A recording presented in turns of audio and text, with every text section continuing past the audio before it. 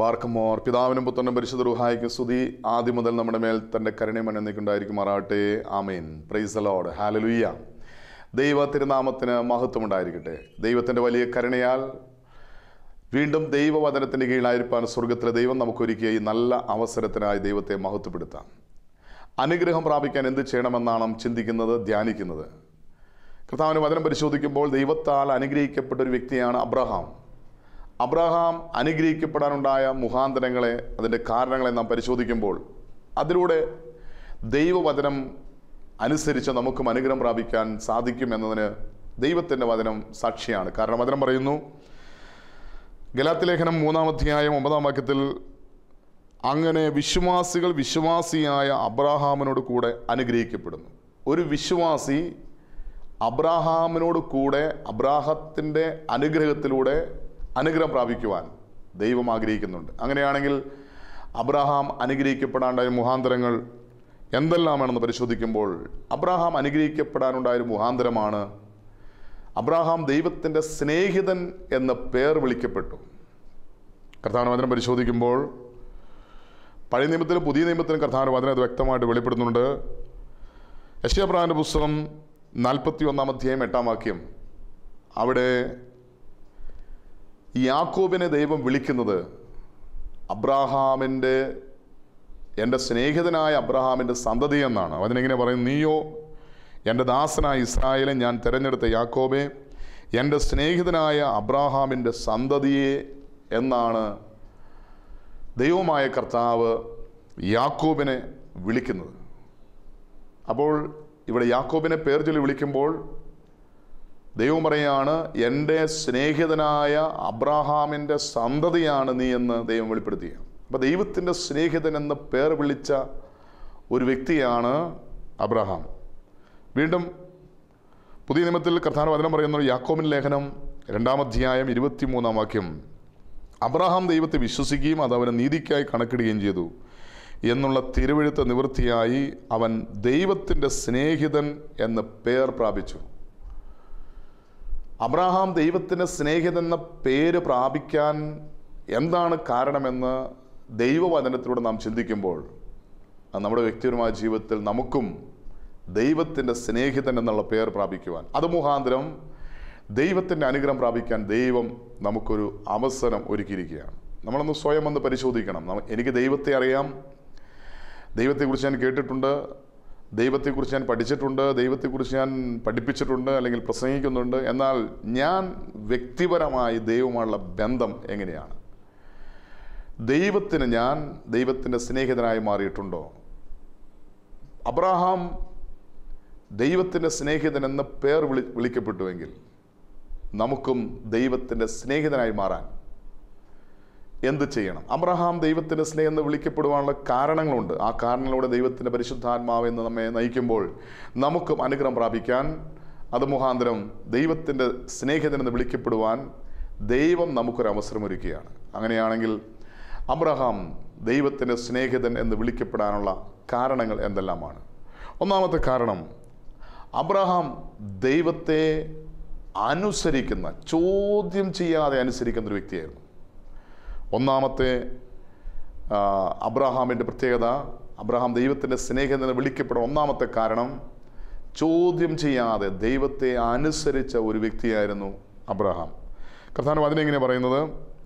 ഉൽപ്പത്തി പുസ്തകം 12-ാം അധ്യായം അതിൻ്റെ 1-ാമത്തെ വാക്യം, യഹോവ അബ്രഹാമിനോട് അരുളി ചെയ്തെന്നാൽ, നീ നിൻ്റെ ദേശത്തെയും ചാർച്ചക്കായും പിതൃഭവനത്തെയും വിട്ട് പുറപ്പെട്ട് ഞാൻ നിന്നെ കാണിപ്പാൻ ദേശത്തേക്ക് പോവുക എന്ന് ദൈവമായ കർത്താവ് അരുളി ചെയ്യുക. അതിന് 4-ാമത്തെ വാക്യത്തിൽ കർത്താവ് വചനം പറയുകയാണ്, യഹോവ തന്നോട് കൽപ്പിച്ചതുപോലെ അബ്രഹാം പുറപ്പെട്ടു. അപ്പോൾ ദൈവം എന്തു പറയുന്നു അത് അനുസരിക്കുന്നൊരു വ്യക്തിയായിരുന്നു അബ്രഹാം.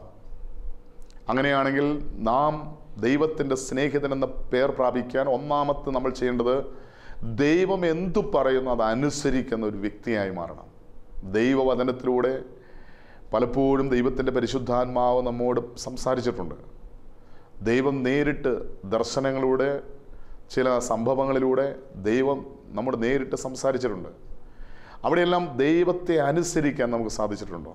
പലപ്പോഴും വിവേകത്തോടെ ദൈവമാണ് എന്നോട് സംസാരിച്ചെന്ന് തിരിച്ചറിയാൻ കഴിയാതെ വിവേകത്തോടെ ദൈവത്തെ അനുസരിക്കാൻ കഴിയാത്തതുകൊണ്ട് ദൈവത്തിൻ്റെ അനുഗ്രഹം പ്രാപിക്കാൻ നമുക്ക് സാധിച്ചിട്ടില്ല. അബ്രാഹത്തിൻ്റെ ഒരു പ്രത്യേകത, ദൈവം അബ്രാഹത്തെ വിളിച്ചപ്പോൾ ചോദ്യം ചെയ്യാതെ ദൈവത്തെ അനുസരിച്ചു. അതായത് സ്നേഹത്തിൻ്റെ ഒരു പ്രകടനമാണ് അനുസരണം. ഒരു വ്യക്തിയുടെ സ്നേഹമുണ്ടോ ഇല്ലയോ എന്നൊരു പരിശോധനയാണ് ആ വ്യക്തി പറയുന്ന അനുസരിക്കുന്നുണ്ടോ എന്ന് പരിശോധിക്കുന്നത്. ഇപ്പോൾ ഒരു മകന് അപ്പനോട് സ്നേഹമുണ്ടെങ്കിൽ അപ്പൻ എന്തു പറഞ്ഞാൽ അനുസരിക്കും. ഒരു ഭാര്യ ഭർത്താവിനോട് സ്നേഹമുണ്ടെങ്കിൽ ഭർത്താവ് എന്തു പറഞ്ഞാൽ അനുസരിക്കും. ഈ സ്നേഹം എന്ന് പറയുന്നത് അനുസരണമാണ്. സ്നേഹം സമം അനുസരണം. ഇവിടെ നമുക്ക് കാണാൻ സാധിക്കും, അബ്രാഹത്തിൻ്റെ ജീവിതത്തിൽ ആദ്യം മുതൽ അവസാനം വരെ അബ്രാഹത്തിനോട് ദൈവം എന്തെല്ലാം സംസാരിച്ചിട്ടുണ്ടോ, എന്തെല്ലാം കൽപ്പിച്ചിട്ടുണ്ടോ, അതെല്ലാം അബ്രാഹാം അനുസരിച്ചിട്ടുണ്ട്. അങ്ങനെയാണെങ്കിൽ ദൈവത്തിന് മുമ്പാകെ, ദൈവവചനത്തിന് മുമ്പാകെ, ദൈവവചന പ്രഘോഷണത്തിൻ്റെ മുമ്പാകെ ദൈവത്തിൻ്റെ പരിശുദ്ധാത്മാവ് നമ്മുടെ വ്യക്തിപരമായി സംസാരിക്കുമ്പോൾ ആ ദൈവത്തെ അനുസരിക്കാൻ നമുക്ക് സാധിച്ചിട്ടുണ്ടോ?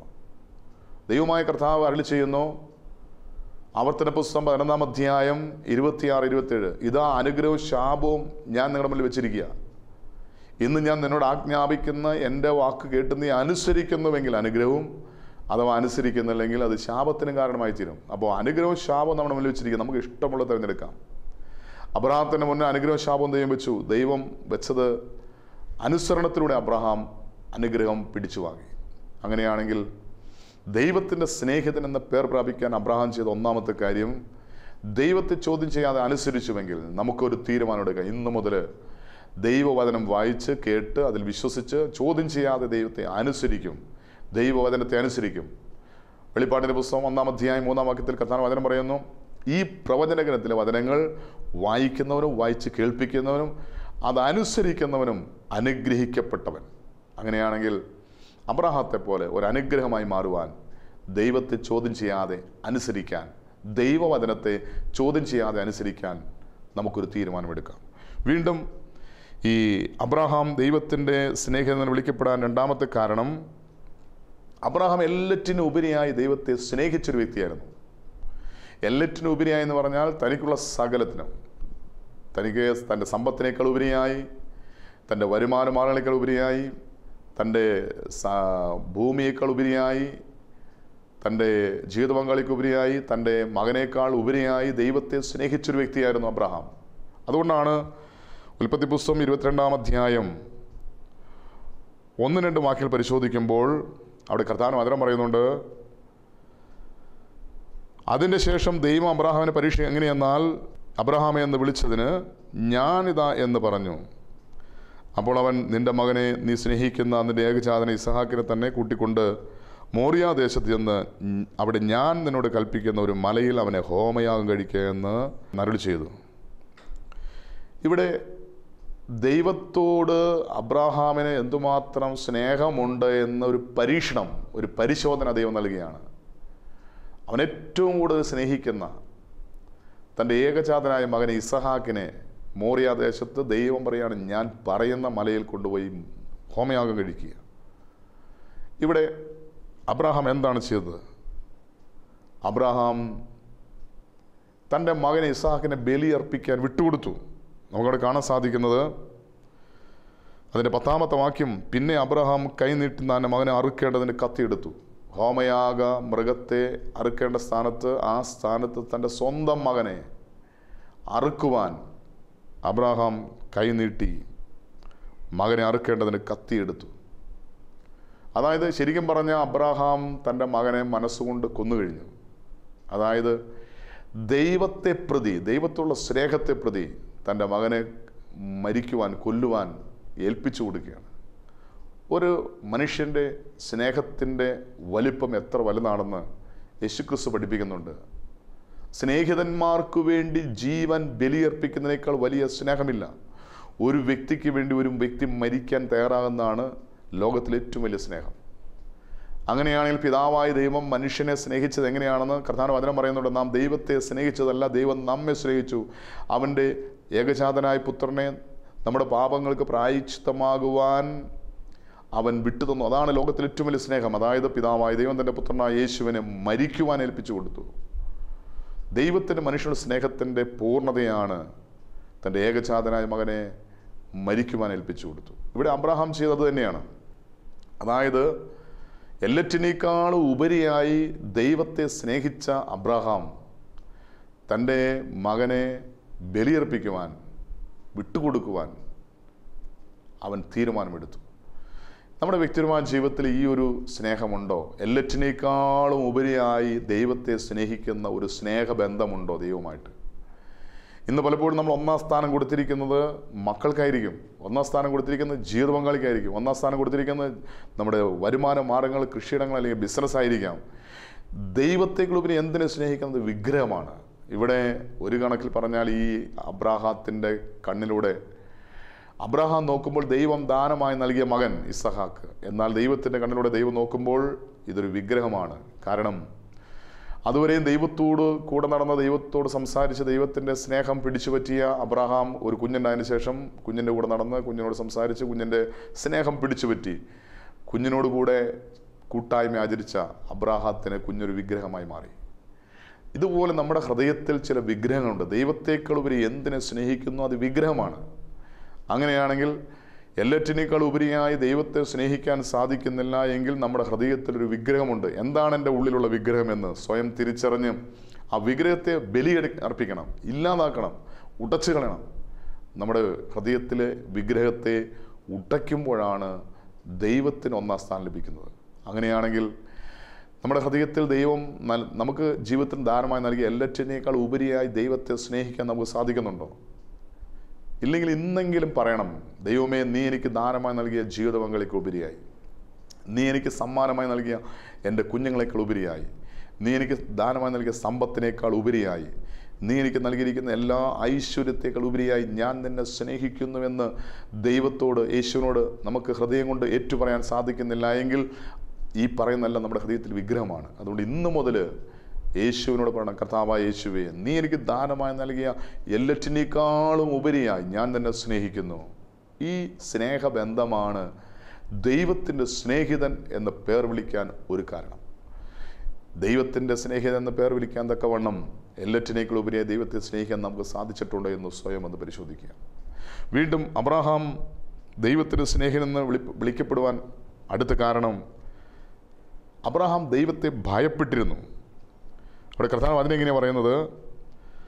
ഉൽപ്പത്തി പുസ്തകം 22-ാം അധ്യായം 12-ാം വാക്യം, ബാലൻ്റെ മേൽ കൈവയ്ക്കരുത്, അവനോടൊന്നും ചെയ്യരുത്, നിന്റെ ഏകജാതനായ മകനെ തരുവാൻ നീ മടിക്കായ കൊണ്ട് നീ ദൈവത്തെ ഭയപ്പെടുന്നു എന്ന് ഞാനിപ്പോൾ അറിയുന്നു എന്നവൻ അരുളി ചെയ്തു. ദൈവമായ കർത്താവ് അരുളി ചെയ്യുകയാണ്, നീ ദൈവത്തെ ഭയപ്പെടുന്നു എന്ന് ഈ പ്രവൃത്തിയിലൂടെ ഞാൻ അറിഞ്ഞു കഴിഞ്ഞു. നമ്മുടെ പ്രവൃത്തികൾ ദൈവത്തെ ഭയപ്പെടുന്ന ആ മനോഭാവത്തിൽ നിന്നുള്ളതാണോ എന്ന് നമ്മൾ സ്വയം പരിശോധിക്കണം. പലപ്പോഴും ഇന്ന് മനുഷ്യന് ഏറ്റവും കൂടുതൽ ഭയം മരണത്തെയാണ്.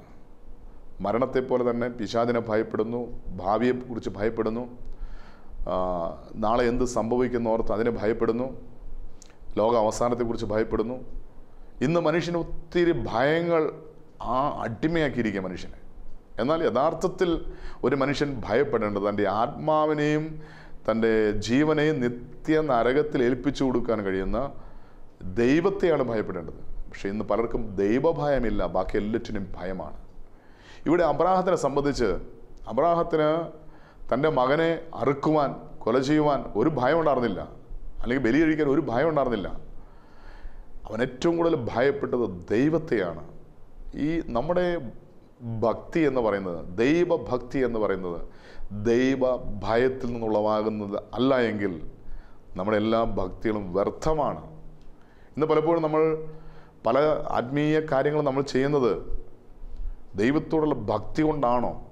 യഥാർത്ഥത്തിൽ ദൈവഭക്തി എന്നുള്ളത് ദൈവഭയമാണ്. ഭയത്തിൽ നിന്നുണ്ടാകുന്ന ഭക്തി അല്ല എങ്കിൽ അത് വ്യർത്ഥമാണെന്ന് നമ്മൾ തിരിച്ചറിയണം. പലപ്പോഴും ഈ ആത്മീയ ജീവിതം നയിക്കുന്നത് പലപ്പോഴും ദൈവത്തെ ആശ്രയിക്കുന്നത് ദൈവഭയമുള്ളതുകൊണ്ടാണോ?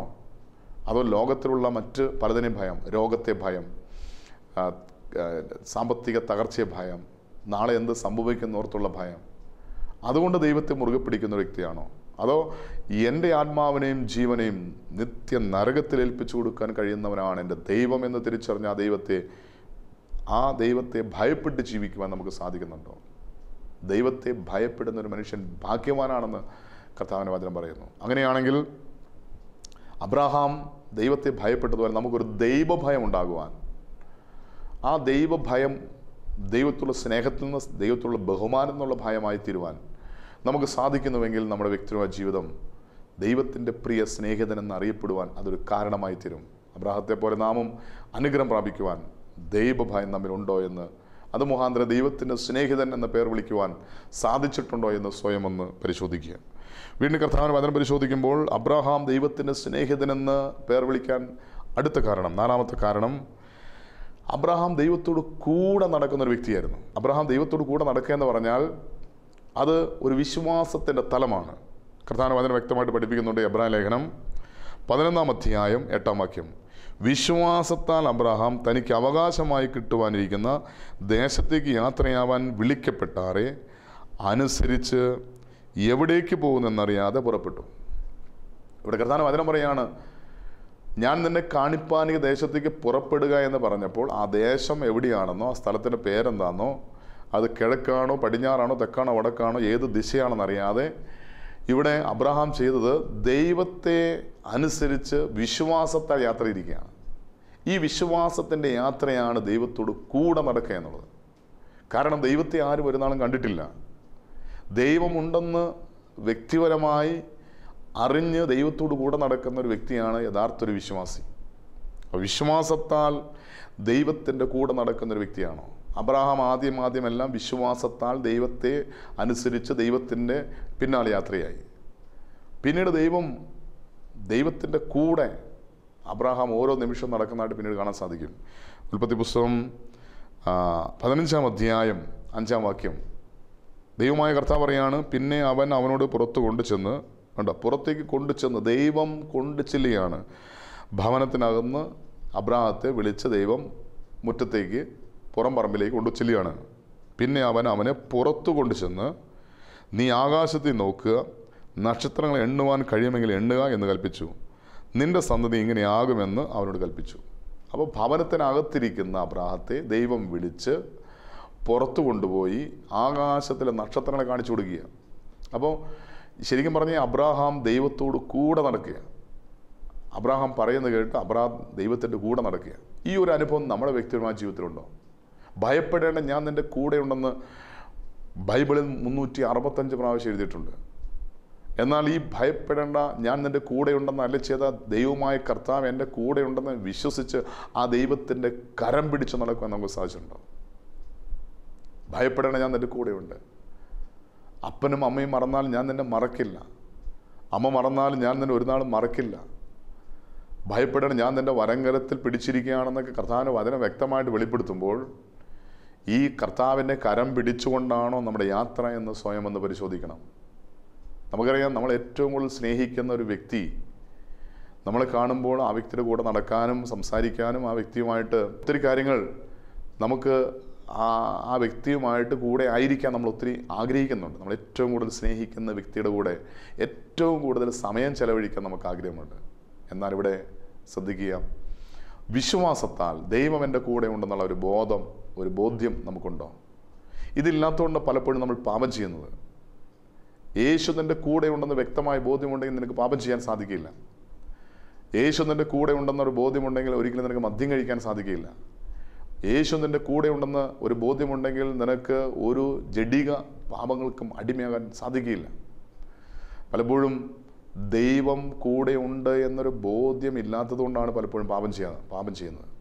അങ്ങനെയാണെങ്കിൽ എൻ്റെ സകല കാര്യങ്ങൾ കാണുന്ന, അറിയുന്ന, എൻ്റെ കൂടെ നടക്കുന്നൊരു ദൈവമുണ്ട് എന്നൊരു ബോധം നമ്മൾ ഉണ്ടാക്കിയെടുക്കണം. അദൃശ്യനായ ദൈവം എൻ്റെ കൂടെയുണ്ട്. എൻ്റെ കൈ എത്തുന്ന ദൂരത്ത് എൻ്റെ കർത്താവുണ്ട്. അവൻ എൻ്റെ ചാരയുണ്ട്. അവൻ എൻ്റെ വലങ്കരത്തിൽ പിടിച്ചിരിക്കുകയാണ്. ആ കർത്താവിനോട് കൂടെയാണ് ഞാൻ നടക്കുന്നത്. ലോകാവസാനത്തോളം ഞാൻ നിന്നോട് കൂടിയിരിക്കാമെന്ന് വാഗ്ദാനം ചെയ്ത ആ പരിശുദ്ധനായ ദൈവം എൻ്റെ വലങ്കരത്തിൽ പിടിച്ചിട്ടുണ്ട്. അവൻ എന്നെ വഴി നടത്തും, അവൻ എൻ്റെ കൈ പിടിച്ച് നടത്തും എന്നുള്ള വലിയ ഉറപ്പും ധൈര്യവുമാണ് ദൈവത്തോട് കൂടെ നടക്കുക എന്ന് പറഞ്ഞാൽ. അബ്രഹാം അങ്ങനെ ദൈവത്തോട് കൂടെ നടന്നൊരു വ്യക്തിയായിരുന്നു. നമ്മുടെ വ്യക്തിപരമായ ജീവിതം ദൈവത്തോട് കൂടെ നടക്കുന്ന ഒരു അനുഭവം ഉണ്ടെങ്കിൽ ഉറപ്പാണ് ഞാൻ ദൈവത്തിൻ്റെ സ്നേഹിതൻ എന്ന് വിളിക്കപ്പെടും. നമ്മൾ ഏറ്റവും സ്നേഹിക്കുന്നവരുടെ കൂടെ ഏറ്റവും കൂടുതൽ നടക്കാൻ ഇറങ്ങുന്നത്, അല്ലെങ്കിൽ സമയം ചെലവഴിക്കുന്നത്.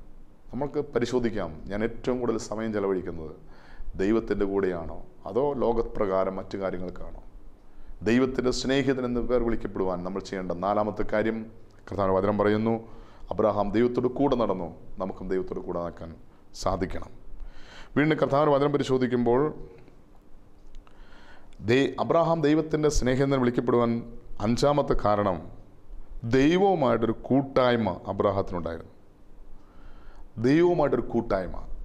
എന്താണ് ദൈവവുമായിട്ടുള്ള കൂട്ടായ്മ? ദൈവത്തോട് സംസാരിക്കുക, ദൈവം തിരിച്ച് സംസാരിക്കുക, ദൈവത്തോട് കാര്യങ്ങൾ പറയുക, ദൈവം പറയുന്ന കാര്യങ്ങൾ കേൾക്കുക. ഇങ്ങനൊരു അനുഭവം നമ്മുടെ വ്യക്തിപരമായ ജീവിതത്തിലുണ്ടോ? ഉൽപ്പത്തി പുസ്തകം 15-ാം അധ്യായം 1 മുതൽ വാക്യങ്ങൾ പരിശോധിക്കുമ്പോൾ കർത്താവിന്റെ വചനം പറയുന്നു, അതിനുശേഷം അബ്രഹാമിന് ദർശനത്തിൽ യഹോവ അരുളപ്പാടുണ്ടായെന്നാൽ, അബ്രാമേ ഭയപ്പെടേണ്ട, ഞാൻ നിൻ്റെ പരിചയം നിൻ്റെ അതിമഹത്തായ പ്രതിഫലവുമാകുന്നു. അതിന് അബ്രഹാം, കർത്താവായ യഹോവേ, നീ എനിക്ക് എന്തു തരും? ഇതൊരു കമ്മ്യൂണിക്കേഷൻ. നമ്മുടെ വ്യക്തിപരമായ ജീവിതത്തിൽ ഇങ്ങനൊരു കമ്മ്യൂണിക്കേഷൻ നമുക്ക് ദൈവമായിട്ടുണ്ടോ? ഒരു കൂട്ടായ്മ.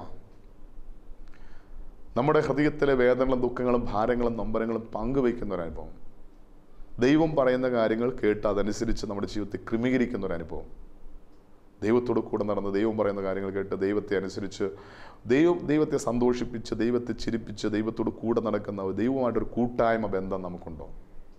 ഇവിടെ അബ്രഹാം ചെയ്ത് അങ്ങനെയാണ്. ഇത് ആദ്യം ദർശനത്തിലൂടെയാണ് ദൈവം അബ്രഹാത്തിന് വെളിപ്പെട്ടത്, അബ്രഹാത്തോട് സംസാരിച്ചത്. അബ്രഹാം സംസാരിച്ചൊക്കെ ഒരു ദർശനത്തിലൂടെയാണെങ്കിൽ പിന്നീട് അബ്രഹാത്തോട് ദൈവം നേരിട്ട് സംസാരിക്കുന്നതായിട്ട് കാണാൻ സാധിക്കും. ഉൽപ്പത്തി പുസ്തകം 17-ാം അധ്യായം 1 മുതൽ വാക്യം പരിശോധിക്കുമ്പോൾ, അബ്രഹാമിന് 99 വയസ്സായപ്പോൾ യഹോവ അബ്രഹാമിന് പ്രത്യക്ഷനായി അവനോട്, ഞാൻ സർവശക്തിയുള്ള ദൈവമാകുന്നു, നീ എൻ്റെ മുമ്പാകെ നടന്ന് നിഷ്കളങ്കനായിരിക്കുക എന്ന് ദൈവമായ കർത്താവ് കൽപ്പിക്കുകയാണ്. എന്നിട്ട് ദൈവമായ കർത്താവ് പറയുകയാണ്, എനിക്കും നിനക്കും മധ്യ ഞാൻ എൻ്റെ നിയമം സ്ഥാപിക്കും, നിന്നെ അധികമായി വർദ്ധിപ്പിക്കുമെന്ന് അരുളി ചെയ്യുന്നു.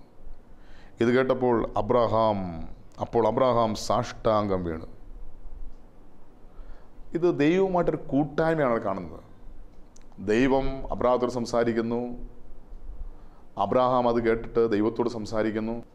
ദൈവത്തിൻ്റെ ദൂതന്മാർ അബ്രഹാത്തിനടുത്ത് വന്നപ്പോൾ അബ്രഹാം ഒറ്റയ്ക്കിരിക്കുന്ന ഒരു സമയത്ത് ദൈവത്തിൻ്റെ ദൂതന്മാരെ കണ്ടു, അവരെ സൽക്കരിച്ചു. അവരെ തൃപ്തിയാവാൻ വേണ്ടി സൽക്കരിച്ചു കഴിഞ്ഞപ്പോൾ അവർ തുറന്നു പറയുകയാണ്, സോദോം ഗോമോറയെ ദൈവം നശിപ്പിക്കാൻ പോവുകയാണ്. അപ്പോൾ അവൻ ദൈവമായ കർത്താവിനോട് പറയുകയാണ്, കർത്താവേ, 50 നീതിമാന്മാർ ആ ദേശത്തുണ്ടെങ്കിൽ അതിനെ നശിപ്പിക്കുമോ? ദൈവം പറഞ്ഞില്ല. 20 ആണെങ്കിലോ നശിപ്പിക്കില്ല, 10 ആണെങ്കിലോ നശിപ്പിക്കില്ല. ദൈവത്തോട് വാദിക്കുകയാണ്, ദൈവത്തോട് മധ്യസ്ഥം വഹിക്കുകയാണ് ഒരു ദേശത്തിന് വേണ്ടി. അബ്രഹാമിൻ്റെ കൂട്ടായ്മ. അബ്രഹാം ദൈവത്തിൻ്റെ കൂടെ ഇരുന്ന് അബ്രഹാം ദൈവത്തോട് സംസാരിച്ച് അബ്രഹാമിന് പറയാനുള്ളതൊക്കെ ദൈവം കേട്ട് അതിന് മറുപടി പറഞ്ഞ് ശരിക്കും പറഞ്ഞൊരു സുഹൃത്ത് ബന്ധം, ഒരു ഏറ്റവും നല്ല സുഹൃത്തുമായിട്ടുള്ളൊരു കൂട്ടായ്മ ബന്ധം ഇവിടെ അബ്രഹാം ദൈവവുമായിട്ട് സ്ഥാപിക്കുകയാണ്. നമ്മുടെ വ്യക്തിപരമായ ജീവിതത്തിൽ ഈ ഒരു അനുഭവം നമുക്കുണ്ടോ? നമ്മുടെ ഹൃദയത്തിലെ ദുഃഖങ്ങളും ഭാരങ്ങളും നൊമ്പരങ്ങളും വേദനകളും ആവശ്യങ്ങളും നിയമങ്ങളെല്ലാം നമ്മൾ ദൈവത്തോട് പറയുന്നുണ്ട്, അല്ലെങ്കിൽ പ്രാർത്ഥിക്കുന്നുണ്ട്. എന്നാൽ ദൈവം പറയുന്നത് കേൾക്കാൻ അതിന് നാം ചെവി കൊടുക്കാറുണ്ടോ? നമ്മൾ ദൈവത്തോട് ഒത്തിരി സംസാരിക്കുന്നുണ്ട്, ദൈവത്തോട് ഒത്തിരി പ്രാർത്ഥിക്കുന്നുണ്ട്. ഇത് അങ്ങോട്ട് നമ്മൾ നമ്മുടെ കാര്യങ്ങൾ പറയുന്നതല്ലാതെ ദൈവം പറയുന്നത് കേൾക്കാൻ, ദൈവസ്വരം ശ്രദ്ധിക്കുവാൻ, ദൈവസ്വരം അനുസരിച്ച് നമ്മളൊന്ന് ക്രമീകരിക്കാൻ നമുക്ക് സാധിച്ചിട്ടുണ്ടോ? അതായത് ദൈവവുമായിട്ടുള്ള വ്യക്തിപരമായ ബന്ധം, ഒരു കൂട്ടായ്മ ബന്ധം നമുക്ക് വ്യക്തിപരമായി ദൈവമായിട്ട് സ്ഥാപിക്കാൻ സാധിച്ചിട്ടുണ്ടോ? ഉണ്ടെങ്കിൽ ഞാൻ ദൈവത്തിൻ്റെ സ്നേഹിതൻ എന്ന പേർ വിളിക്കും. അങ്ങനെയാണെങ്കിൽ ഇന്ന് കേട്ട വചനപ്രകാരം ദൈവത്തിൻ്റെ അനുഗ്രഹം പ്രാപിക്കാൻ, ദൈവത്തിൻ്റെ സ്നേഹിതൻ എന്നുള്ള പേർ പ്രാപിക്കാൻ നമ്മുടെ ജീവിതത്തെ നമുക്കൊന്ന് ക്രമീകരിക്കാം. പ്രത്യേകിച്ച് അബ്രഹാം ദൈവത്തിൻ്റെ സ്നേഹം എന്ന് വിളിക്കപ്പെടാനുള്ള 5 മുഖാന്തരങ്ങൾ ദൈവത്തിൻ്റെ പരിശുദ്ധാത്മ നമുക്ക് വെളിപ്പെടുത്തി. ഈ മുഖാന്തരങ്ങളിലൂടെ ദൈവത്തെ അനുസരിച്ച് ദൈവമുള്ള വ്യക്തിപരമായ ബന്ധം, സ്നേഹബന്ധം പുതുക്കുവാൻ, എല്ലാറ്റിനേക്കാൾ ഉപരിയായി ദൈവത്തിന് ഒന്നാം സ്ഥാനം നൽകി ദൈവത്തെ സ്നേഹിക്കുവാൻ, ദൈവത്തെ ഭയപ്പെട്ട് ദൈവത്തോട് കൂടെ ആയിരിക്കുവാൻ, ദൈവത്തോട് കൂടെ നടക്കുവാൻ, അതുപോലെ ദൈവത്തോട് കൂട്ടായ്മ ആചരിക്കാൻ, ദൈവം പറയുന്നത് കേട്ട് ദൈവത്തോട് സംസാരിച്ച് നമ്മുടെ ജീവിതത്തെ ഒന്ന് പുതുക്കുവാൻ, ക്രമീകരിക്കുവാൻ, നമ്മുടെ കുറവുകൾ കണ്ടെത്തി ദൈവത്തിൻ്റെ സ്വരം കേട്ട് നമ്മെ തന്നെ തിരുത്തുവാൻ നമുക്ക് സാധിച്ചിട്ടുണ്ടോ? ഇല്ല എങ്കിൽ ഇന്നൊരു തീരുമാനമെടുക്കാം. ഇന്നു മുതൽ അബ്രാഹത്തെ പോലെ ദൈവത്തിൻ്റെ സ്നേഹിതൻ എന്ന പേർ വിളിക്കപ്പെടുവാൻ തക്കവണ്ണം ഒരു ദൈവമുള്ളൊരു വ്യക്തിപരമായ ബന്ധം, ഒരു കൂട്ടായ്മ ബന്ധം ഉണ്ടാക്കിയെടുക്കും എന്ന് ജീവിതത്തിൽ തീരുമാനമെടുക്കാം. ഒരുപക്ഷെ ഇപ്പോൾ ഏത് തകർന്ന അവസ്ഥയിലാണെങ്കിലും ആ അവസ്ഥയിൽ നിന്നോട് കൂടെ നടക്കുന്നൊരു കർത്താവുണ്ട്. രോഗത്തിൻ്റെ മധ്യത്തിലായിരിക്കാം, കടബാധ്യതയുടെ മധ്യത്തിലായിരിക്കാം, ആരും സഹായിക്കാനില്ലാത്ത ഏകാന്തയുടെ നിമിഷങ്ങളായിരിക്കാം, ഒരുപക്ഷെ മരണത്തെക്കുറിച്ച്, ആത്മഹത്യയെക്കുറിച്ച് ചിന്തിച്ച് അതിനുവേണ്ടി ഒരുങ്ങിയിരിക്കുന്ന അനുഭവത്തിലായിരിക്കാം.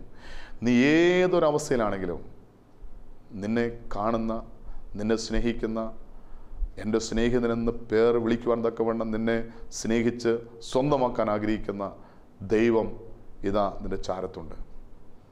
ആ വിശ്വാസത്താൽ ഒരു വിശ്വാസിയായ അബ്രാഹത്തോട് കൂടെ അനുഗ്രഹിക്കപ്പെടുമെന്നുള്ള വചനത്തിൻ്റെ യോഗ്യതയാൽ അങ്ങനെ വിശ്വാസത്തിലൂടെ നമുക്കും ദൈവത്തിൻ്റെ സ്നേഹിതൻ എന്ന പേർ വിളിക്കുവാൻ നമുക്ക് നമ്മെ തന്നെ സമർപ്പിക്കാം, കണ്ണടയ്ക്കാം, പ്രാർത്ഥിക്കാം.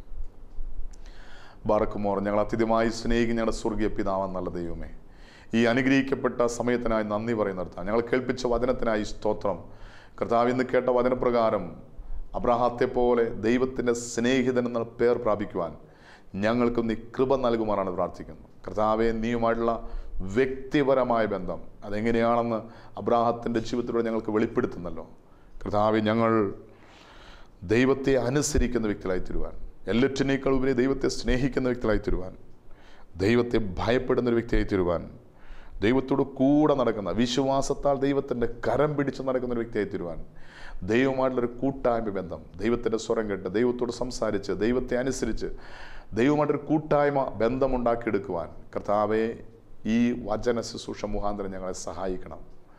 കർത്താവെ, നിൻ്റെ സ്നേഹിതനുള്ള പേർ പ്രാപിക്കുവാൻ, അത് മുഖാന്തരം അനുഗ്രഹം പ്രാപിക്കുവാൻ ഈ വചനം കേൾക്കുന്ന എല്ലാവരും നിൻ്റെ തിരുമുറിവിലേക്ക് സമർപ്പിക്കുന്നു. പ്രത്യേകിച്ച് കർത്താവ്, രോഗത്തിലും ദുഃഖത്തിലും വേദനയിലും ഭാരത്തിലുമായിരിക്കുന്ന ആരെങ്കിലും ഈ സ്വരം കേൾക്കുന്നുണ്ടെങ്കിൽ ആ ഭാരത്തിൽ, ആ വേദനയിൽ കർത്താവിൻ്റെ സാന്നിധ്യമുണ്ട്, എൻ്റെ ദൈവം എൻ്റെ കൂടെ ഉണ്ടെന്നുള്ള വലിയ ബോധ്യത്തോടെ എനിക്ക് സൗഖ്യം നൽകുന്ന, എനിക്ക് വിടുതൽ നൽകുന്ന, എൻ്റെ ജീവിതത്തെ മാറ്റിമറിക്കുന്ന, എൻ്റെ ജീവിതത്തെ ഐശ്വര്യമാക്കി ഉയർച്ചയിലേക്ക്, അഭിവൃദ്ധിയിലേക്ക് നയിക്കുന്ന, എന്നെ ഒരു പുതിയ സൃഷ്ടിയാക്കി മാറ്റുന്ന എൻ്റെ ഒരു കർത്താവ് എൻ്റെ കൂടെയുണ്ട്, എൻ്റെ യേശു എൻ്റെ കൂടെയുണ്ട്, എൻ്റെ ദൈവം എൻ്റെ കൂടെയുണ്ട്, ഭയപ്പെടേണ്ട, ഞാൻ എൻ്റെ കൂടെയുണ്ടെന്നല്ല ചെയ്ത കർത്താവ് എൻ്റെ ചാരയുണ്ട്, എൻ്റെ കയ്യെത്ത ദൂരത്തുണ്ട്, അവൻ്റെ വലങ്കരത്തിൽ പിടിച്ചിരിക്കുകയാണ്. ആ വലിയ ബോധ്യത്തോടെ കർത്താവെ, നിൻ്റെ സ്നേഹം എന്നുള്ള പേർ പ്രാപിക്കുവാൻ, അത് മുഖാന്തരം അനുഗ്രഹം പ്രാപിക്കുവാൻ ഞങ്ങൾ എല്ലാവരെയും, ഈ ശബ്ദം കേൾക്കുന്ന എല്ലാവരെയും അവിടെ നിന്ന് സഹായിക്കുമാറാണെന്ന് പ്രാർത്ഥിക്കുന്നു. പരിശുദ്ധ അമ്മേ, ദൈവമാതാവേ, ഞങ്ങൾക്ക് വേണ്ടി പ്രാർത്ഥിക്കണമേ. സാറെ ശുദ്ധിമാന്മാരെ, ശുദ്ധിമന്ദിരെ ഞങ്ങൾക്ക് വേണ്ടി പ്രാർത്ഥിക്കണമേ. എല്ലാ മഹത്വവും പിതാവിടുന്ന് മാത്രം എടുക്കണം, യേശുവിൻ്റെ നാമത്തിൽ തന്നെ. ആമേൻ.